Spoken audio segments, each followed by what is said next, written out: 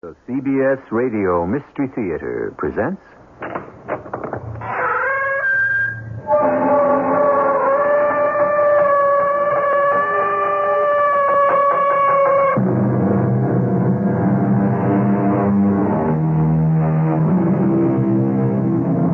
Come in. Welcome. I'm E.G. Marshall. Many of us in our work reach out for the unknown. A scientist involved in research is sometimes astounded by the results of his experiments. They turn out in ways he would never have predicted. Likewise, a detective looking for clues in an unsolved crime must be prepared for any development, even the most unexpected. These, Lieutenant, are the people whose backgrounds our organization was asked to investigate. The names of the 4 murdered men are all on this list. Yes, it would appear, then, that the person who requested us to investigate is behind the killings. Do you have his name? Yeah, it is right here. Hey, there must be some mistake. This name isn't possible. I can assure you that this is the person. Why? Do you know him?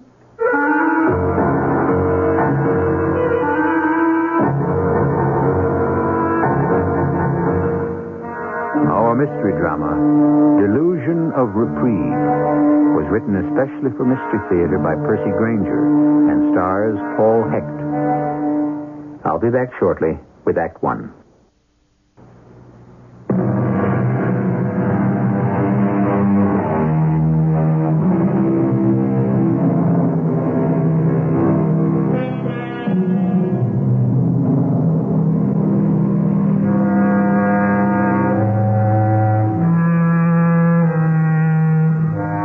A detective deals in that most elusive of all areas, human motivation.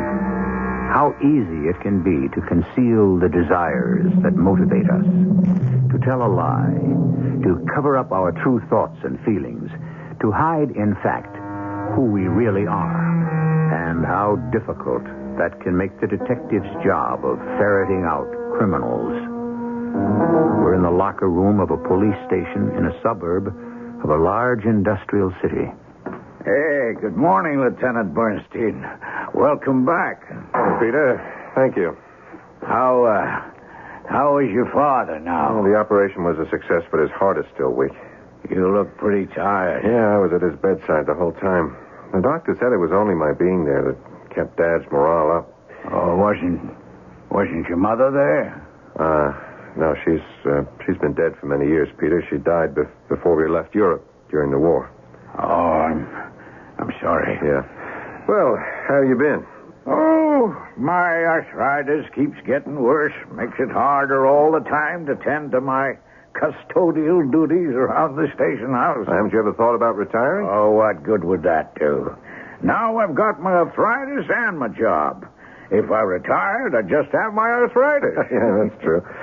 Captain Nolan in yet? Oh, yeah, he's already in his office. Any action around the precinct while I was gone? Oh, he didn't hear. Well, I haven't seen a newspaper since I left. There's been another murder 2 days ago. Another one? Like the others? Well, seems to be. But, judging from the expression on Captain Nolan's face, there still aren't any real leads. Yeah, well, excuse me, Peter. I'd better get down to his office. Captain, the lab reports just came in on that latest murder. Thanks, Florence. Mm-hmm. Mike said he'd be back today. Have you seen him yet? I think he's in the locker room. Hello, Tony. Oh, hiya, Florence. Well, speak of the devil. Mike, how's your father? Well, it's still touch and go, but he's okay for now. Did you hear we've been visited by the phantom murderer again? Yeah, Peter Fleming told me. If you gentlemen will excuse me, I'd better get back to the front desk. I'm glad you're back, Mike. Thanks, Flo. Well, what's the story on this one, Tony? Well, the guy's name was Thomas Heinrich. Florence just brought in the lab reports. Anything that links this killing to the others? Same method. Shot from the front at close range. Yeah, like the killer might have known him. Or wanted to confront him for some reason before pulling the trigger. Yeah, what does ballistics say? Well, the bullet that killed Heinrich came from the same kind of semi-automatic pistol that was used on the others. 4 murders in less than 2 months in a town that normally has 1 or 2 murders a year tops. Yeah, but what's behind it? These 4 men had nothing in common. They didn't even know each other, so far as we can tell. Now, the FBI has checked for possible interstate activity, mob connections. Nothing comes up. Yeah, I don't suppose Heinrich was robbed. No, neither were the others. Well, it is possible that the murderer is picking victims at random. Yes, but not likely. Mass killers generally follow 1 or 2 patterns. Either they hold themselves up somewhere and start blasting away at everything that moves, or they choose their victims because of something they all have in common and kill them one at a time over a period of months or even years. Well, following that prescription, we seem to have a representative of the second variety on our hands. Yeah, but what is the link? 3 of the victims were married. 1 wasn't. 2 owned their own small businesses. The other 2 worked in factories. Now, if the murderer is picking his victims at random, it means we're helpless until he makes a mistake. And what was Heinrich's profile? Oh, here, look for yourself. He seems to have led a simple enough life. A hard-working, middle-class guy. Owned his own paint store. Nothing out of the ordinary. Yeah, it says here he was a naturalized citizen. Oh, yeah. He and his wife immigrated here from Germany. Weren't the other 3 victims also immigrants? Mike, that profile fits 80% of the people in this town. Why, your own father was an immigrant. Hey, look. Look, here's something else. What? Heinrich had a police record. Yeah, that. He was booked once for a brawl in a bar over on the south side. I checked it out. It was, 15 years ago. The bar isn't even there anymore. Well, it is interesting, though. Why? As I recall, the others all had police records, too. Well, they'd all been arrested once on various minor charges, so what? I've already considered that possibility. Heinrich was arrested in 1963 for brawling. Schulman was arrested in 1958, and Blotz in 1972, both for drunken driving. Let's see, the first victim, Gregor Wyszynski, was booked in 1958 in connection with some labor dispute at the factory where he worked. That's a 14-year spread, and the offenses are totally unrelated. What can you possibly make out of that? Nothing. Nothing yet, anyway. But anything these men had in common ought to be kept in mind. Obviously, we're up against a very clever person. I don't know, Tony. I almost think the guy's a lucky amateur. Why?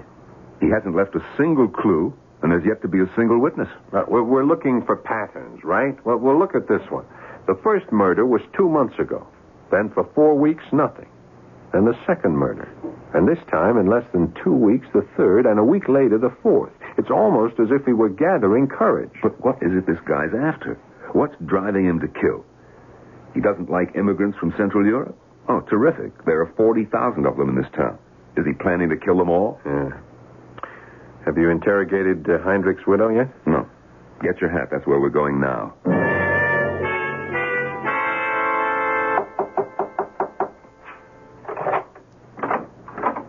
Yeah? Who is it? Mrs. Heinrich, it's Captain Nolan from the police department. Oh, yeah. I have been waiting for you. Come in. This is my associate, Lieutenant Bernstein. Bernstein? Yeah, I'm sorry about your husband, Mrs. Heinrich. Oh, well, please, have a seat. Thank you. That shouldn't take long. Would you like some coffee? No, thank you. We just like to ask a few questions, and then we'll go. Oh, please, ask as many as you like. Oh, can I get you a more comfortable chair? Mrs. Heinrich. I'm sorry. Forgive me. But since Thomas died, I have felt I must keep busy. I am afraid to stop. Oh, we understand.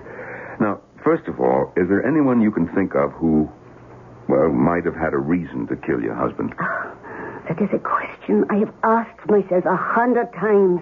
And every time the answer is no. I can think of no one. Did he have any outstanding debts? None. Our mortgage, insurance policies, they're all paid up. Everything we own is paid for. We are certain that he owed money to no one. I was the bookkeeper for our household and the store captain. No, I am certain. Miss Heinrich, did your husband have any habits? Habits? I mean, did he play the horses? Did he gamble in any way? Well, he bet sometimes on sports events, but never more than a few dollars. And only with friends, people he knew. Oh, he fancied himself an expert on American football. Mrs. Heinrich, in the few days before he was shot, was his behavior any different? How do you mean? Or did he seem in any way upset? Or... What do you mean? Did he act as if he expected to be killed? Oh, no, Lieutenant. He never expressed any fears or doubts to you about his safety? No, why should he? Thomas lived an open, honest life. He worked hard. He'd nothing to fear. Do the names Hans Schulman, Henry Blotz, or Gregor Spasinski mean anything to you? They do not sound familiar. Why? Those are the other 3 men who have been murdered. Oh, yeah. We read about them in the papers. No, Thomas did not know them. Are you aware that your husband was arrested once? He was? Yeah, he got into a fight in a bar. Oh, that. Yes, I remember. But that was years ago. Well, we have to follow all leads, Mrs. Heinrich. Did he ever tell you what the quarrel was about? Yeah. It was because of a disagreement about a football game. He still did not know the rules so well then. I see. Well, I think that's all we have to ask you. Oh, must you go? Wouldn't you like to stay for some coffee? It would be no Mrs. trouble. Heinrich, let me ask you one more question. Huh? Do you think that your husband was deliberately murdered for a reason or shot down at random? A friend of Thomas once said he had a genius for living an ordinary life. He read the newspaper and never held a grudge. His ambitions were modest, and he knew how to be happy. Now, why should anyone want to kill such a man? I don't know, Mrs. Heinrich. That's what we hope to find out. Good day. Good day, Captain. Thank you for coming to see me. Well, still nothing. Yeah. Nothing concrete to go on. Let's go. Just a minute, Tony. Something's trying to click. What? Did you notice the way she looked at me? And when you introduced me, her eyes dropped to my nameplate. For just a split second, a look came into her eyes. Yeah? I've seen that look before, Tony. I was a small kid in Europe. What look? What are you getting at? My name. My name, Tony. Bernstein. Oh, since when did you become so sensitive? I don't care what she thinks of me, Tony. That's not the point. The point is Europe. What do you mean? The link that we're looking for. And we've only gone into the murdered man's backgrounds in this country, but what if they knew each other before? Yeah, there's a whole possibility we've been overlooking. Hey, wait a minute. What are you doing? A couple more questions for Mrs. Heinrich. Oh, you are still here. Mrs. Heinrich, what nationality are you and your husband? Why, American. But before you came to this country. German. And what business was your husband in? He had his own paint store. And before you immigrated? Before? Why, I'm not sure. I think we worked for a factory. You don't know? We didn't meet until 1946, just a few months before we sailed for America. Excuse me, Mrs. Heinrich, but that's not true. Your records from the Department of Immigration indicate that you were married in 1941. Yeah, we were. Okay, I'll ask you again. What did your husband do? He was in the German army. But he never was an officer, just a sergeant, a common soldier. I'm sorry I lied, but it is a habit. Such feelings can still be aroused, even after all these years. That it is here, this way. Where was he stationed? The Eastern Front, Russia. It was horrible. Thomas never believed we would win. Thank you, Mrs. Heinrich. Thank you very much.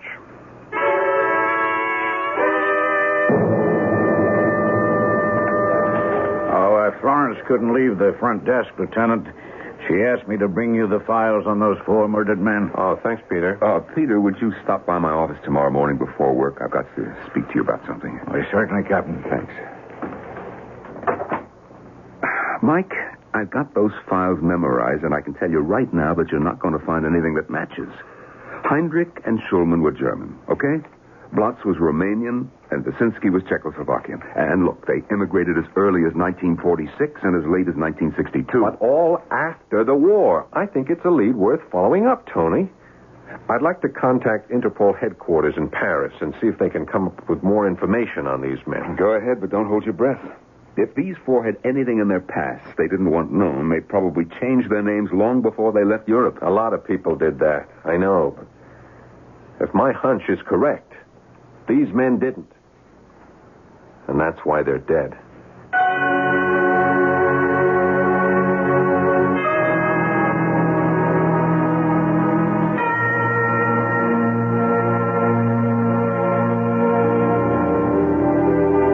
Millions of people have come to this country in search of a new life.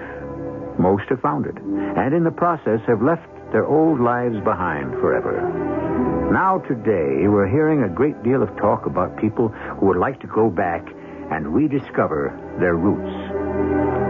Would our 4 murder victims have been amongst those people, or would they have preferred the earlier chapters of their lives to have remained a closed book? I shall return shortly with Act 2.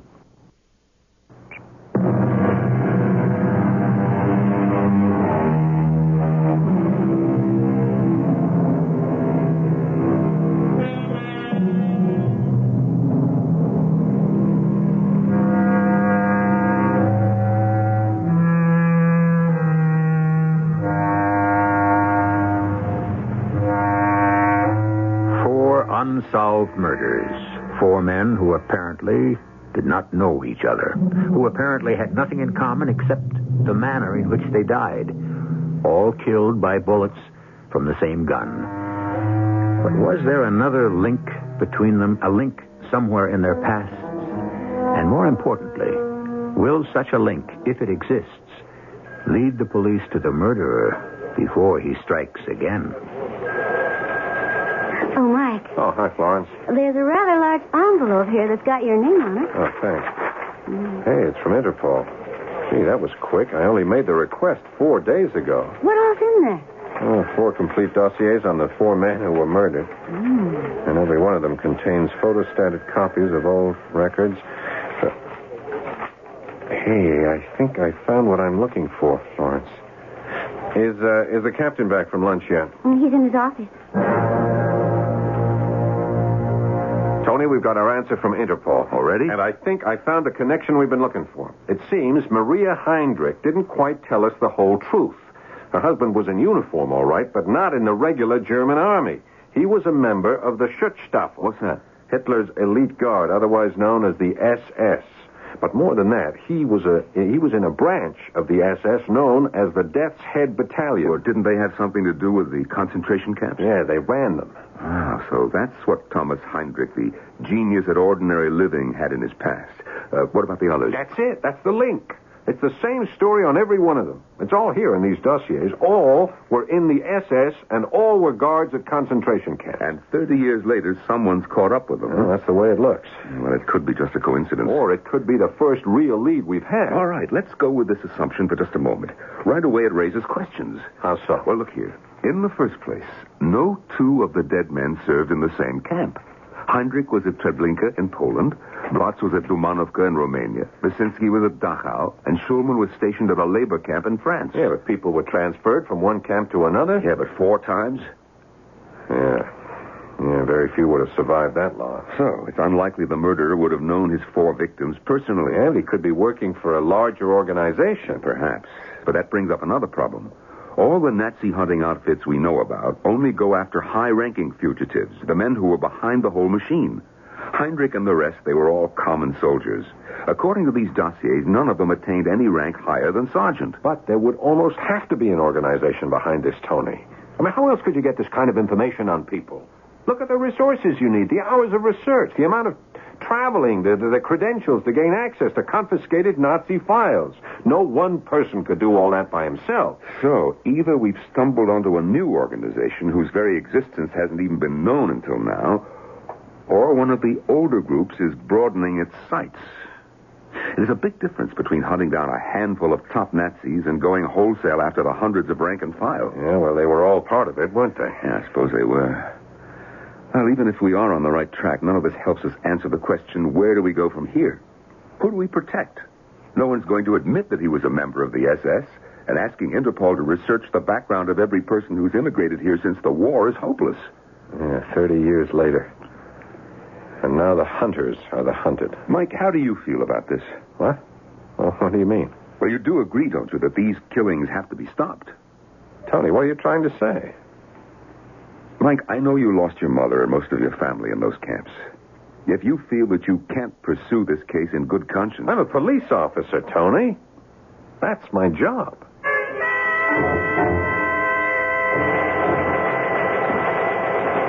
Hey, afternoon, Lieutenant Bernstein. Hi, Peter. Do you mind if I go ahead with my cleaning up? No. Go ahead. Is something the matter?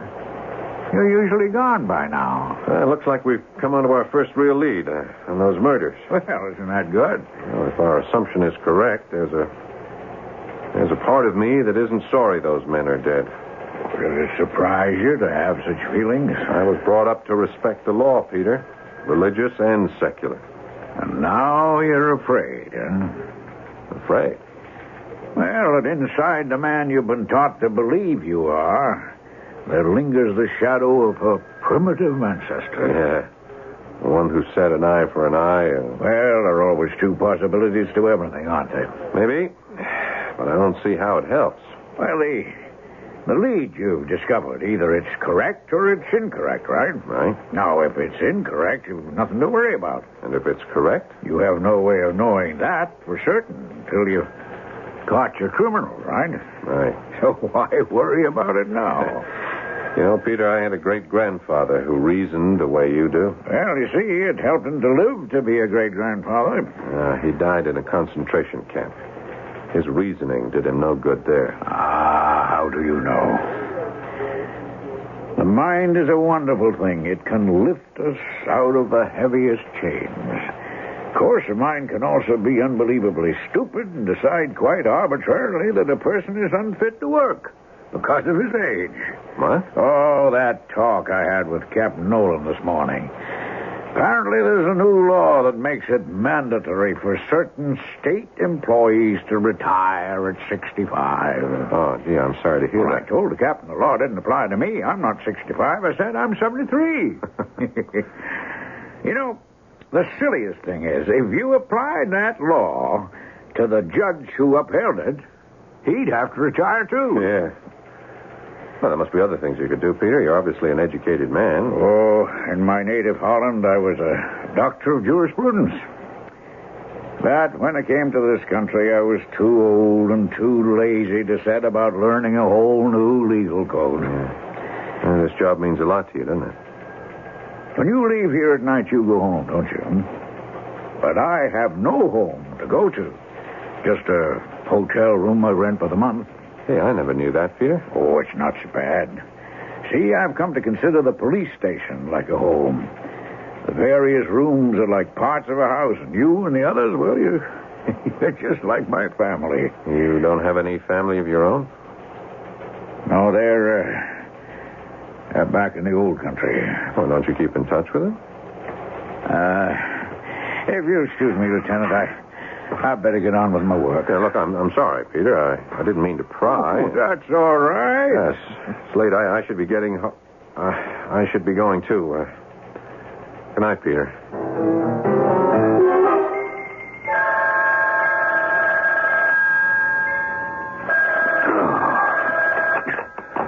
Hello. Tony, it's Mike. I have to see you right away. Mike? But it's 4:30 in the morning. Where are you? I'm at Kermit's Diner on Parsons Boulevard. Are you all right? What's happened? Well, just meet me here as soon as you can, okay? Tony, I haven't been able to sleep all night. All right, Mike. Now, what's up, huh? How was Interpol able to respond so quickly, huh? What? On Monday, I telexed to them the names of 4 men and asked them to develop whatever information they could. That's a process that should have taken 2 weeks minimum. And yet we heard back from them within 4 days. Now, why? So they're efficient. You woke me up for that? Don't you see what I'm getting at? I think there's only one way they could have responded that fast. If they already had dossiers on those 4 men in their files. And if that is so, there must be a reason why Interpol has dossiers on them. And someone at Interpol headquarters must know what that reason is. All right, it's now 5 a.m. Don't remind me. That means it's noontime in Paris. Now, if we get a wire off now, we should have a response later today. Mike, you don't have to prove anything to me. What do you mean? We're after a killer, aren't we? So what if the men he's killing were the cogs in the machine that destroyed 6 million people? He still has to be stopped. Now, that's the law. That's our job. Mike, calm down, huh? All right, I'm sorry. My mind's been on fire all night. I feel like I'm racing with myself. Yeah, there's part of me that just wants to sit back and wait until the murderer strikes again so we can double-check our theory. Mike, go by the station and send the wire to Interpol. And then go lie down on the couch in my office and try to get some sleep. This case, Mike, well, it could go on for a long time. Don't let it get to you.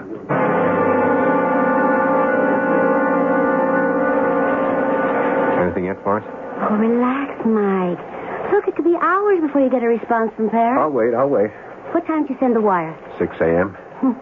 You look like you haven't gotten any sleep at all. Now, why don't you go back into Captain Nolan's office and try to rest? Hey, look. Look, something's coming in over the telex. What is it? Is this what you've been waiting for? What does it say? Major Baki, Interpol officer, flying to San Francisco for International Conference on Crime. Now, What? Just a minute, there's more. He'll be laying over for 2 hours at O'Hare Airport, and you'll have the information with him that you requested. Does it say when he's coming through? October 14th. Hey, that's tomorrow. What time? 2 p.m. Here's the flight information. Thanks, Flo. Oh, one other thing. Get me the number of the Records Bureau at the U.S. Department of Immigration, will you? There's something else I want to check out as well.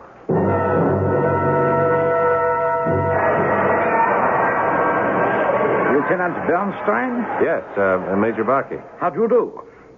I'm sorry my flight was late. Yeah, I appreciate your cooperation, Major. Shall we have a seat over there? If it is all the same to you, I prefer to stay on my feet. I have been sitting on a plane for 8 hours. Of course. The information you desire does not come from my department, but I have been briefed, and I hope I can answer all your questions. Now, you wish to know about certain Interpol dossiers. Yes, I do. Tell me, did they exist prior to our department's request for them? Yes, he did. And why? Why? Oh, that is very simple. Because we had already been asked to investigate these men some months before. But, in fact, we were asked for information on many more men, on just these 4. You were? Yeah. I have brought a copy of the list with me. Here it is. Oh, thanks. Why are some of these names crossed out?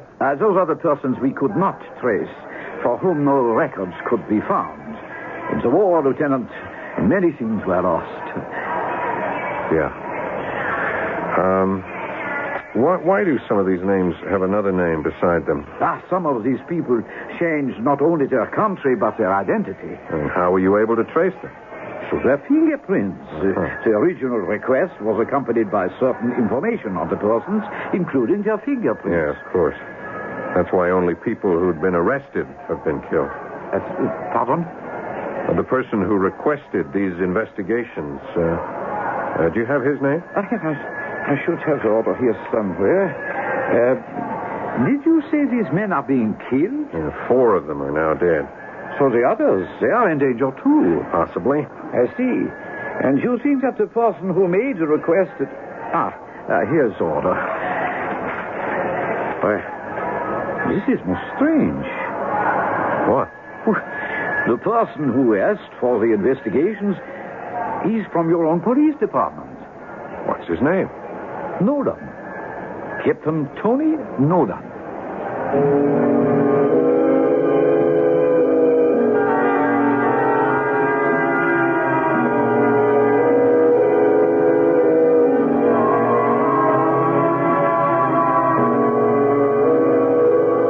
A policeman's lot is not a happy one, opined Gilbert and Sullivan.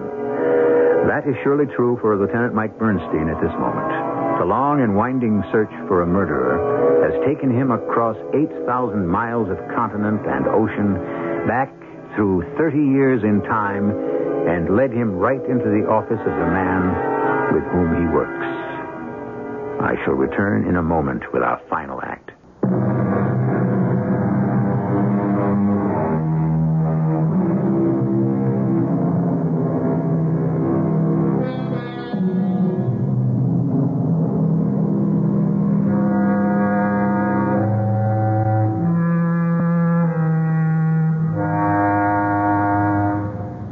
circumstantial evidence is a curious thing.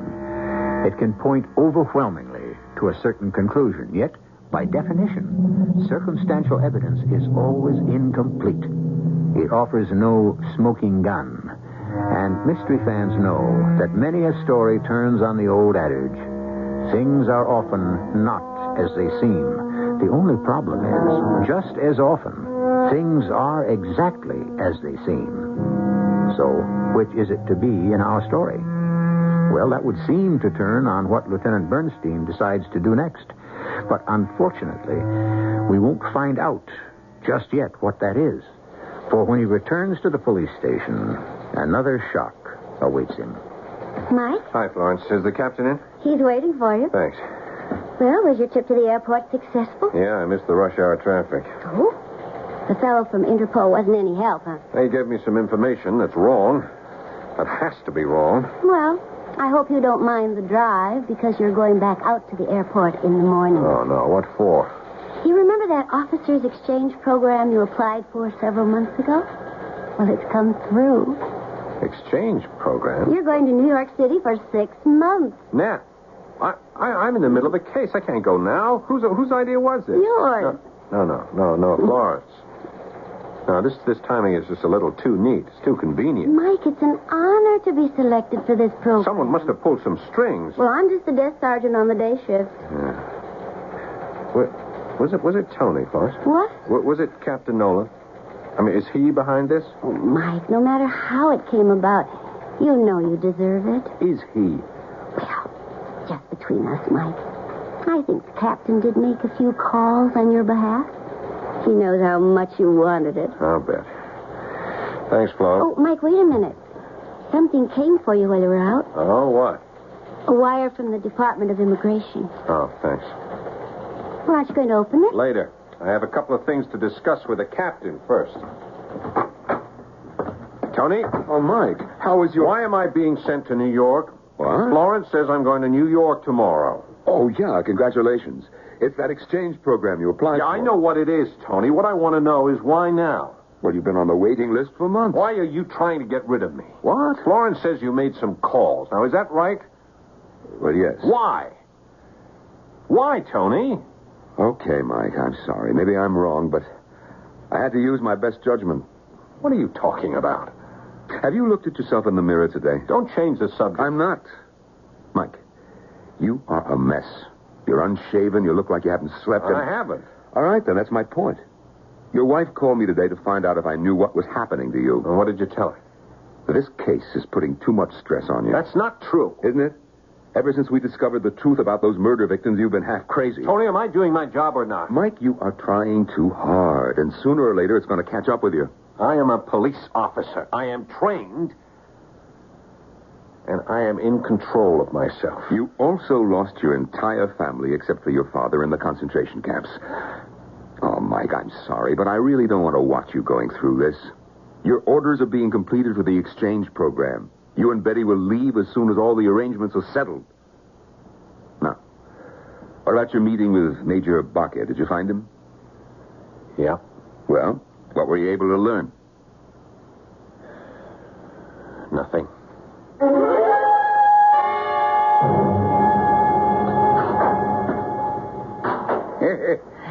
Evening, Lieutenant. Oh, evening, Peter. Why are you cleaning out your locker? It isn't Friday already, is it? No, I'm being sent to New York on an officers' exchange program. Oh, well... Oh, I see. I'd like to say congratulations, but I can tell by the tone in your voice that's not what you want to hear. Look, we're sitting on top of 4 unsolved murders, Peter. It isn't the best timing in the world. Well, you know what they say about bureaucracies. They were invented by people who had nothing better to do than to frustrate those who did, eh? How long will he be gone? About 6 months. 6 months, huh? Well, then, I guess we'd better say goodbye. What? Goodbye. See, I'll be retired by the time you return. Oh. Well, I'll miss you, Peter. I've enjoyed our talks. I enjoyed them, too. Sorry you had to put up with so much from an old man. Peter, do you have a minute? Sure. All the time in the world. The dust will wait. Now, Peter, suppose I had proof on a guy that he was guilty of a crime I was convinced he hadn't committed. Well, and I'd say that either there's something wrong with your proof, or you're a bad judge of human nature. But I have the evidence. I got it in black and white. But you don't believe. I don't know. I was convinced of his innocence. That is, until I talked to him. Well, you confronted him. No. Well, maybe you should. That might be your answer. He'd never confess. He may not be guilty. How could I be sure? Well, now, is this person a friend? Yeah. Close friend? Yeah. Then it seems you must confront him. Otherwise, for sure, the only thing you'll ever be certain of are your suspicions. Yeah. Thanks, Peter. Oh, that's all right. Oh, you dropped something, Lieutenant. What?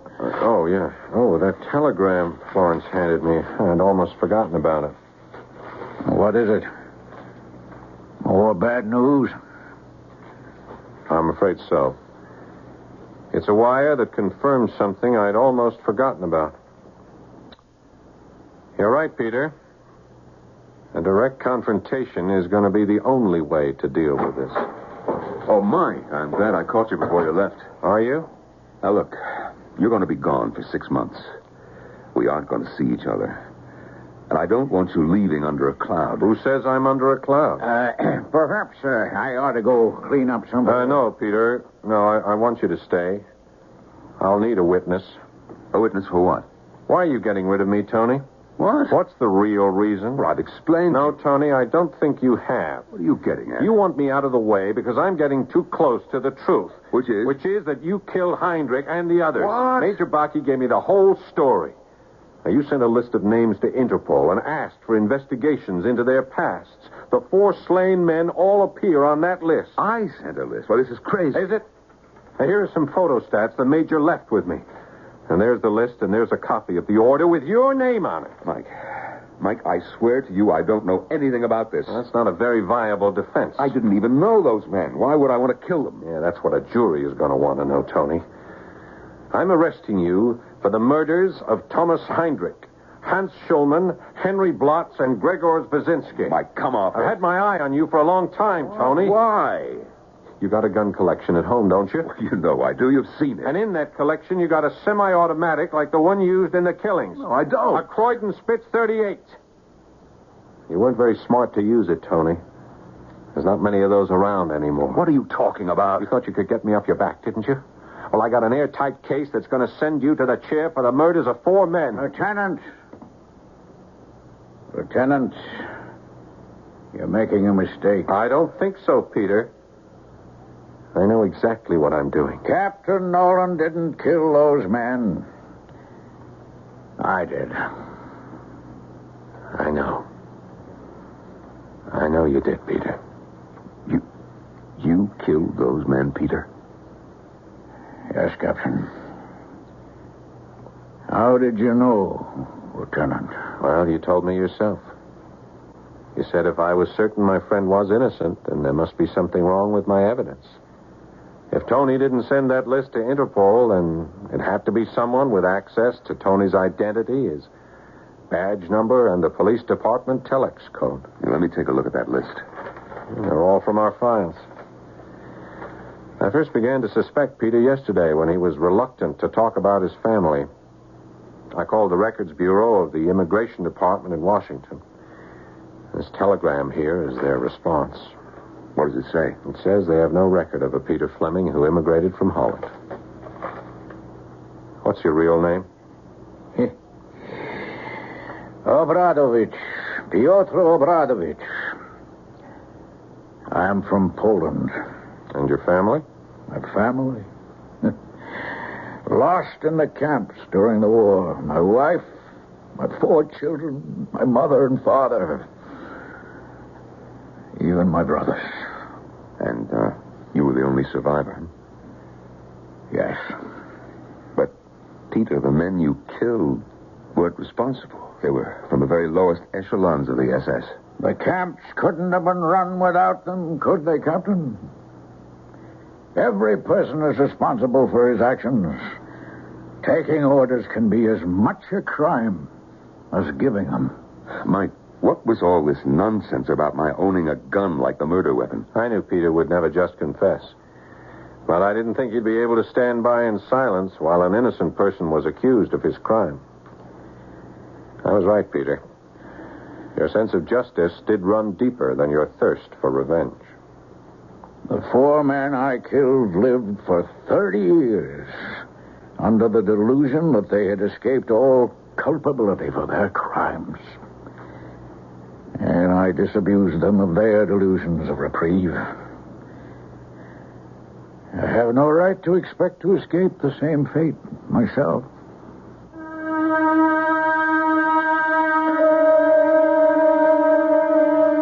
Past lives half erased in the smoky tumult of war. The innocent are slain, the guilty live on. The temptation for retribution is strong within us, and indeed no person ought to be allowed to go free from his crimes. But in Peter's case, the men he killed will not return his family to him. He would have done better to heed Longfellow's dictum. Let the past bury its dead. I shall return in a moment with a final word.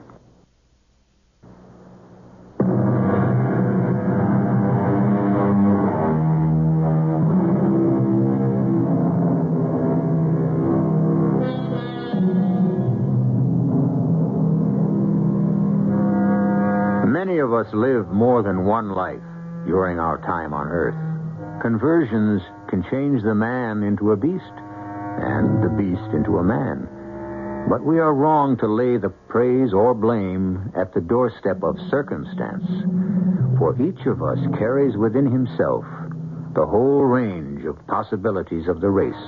And therefore we must, as Pyotr Obradovich said, assume the responsibility for our own actions.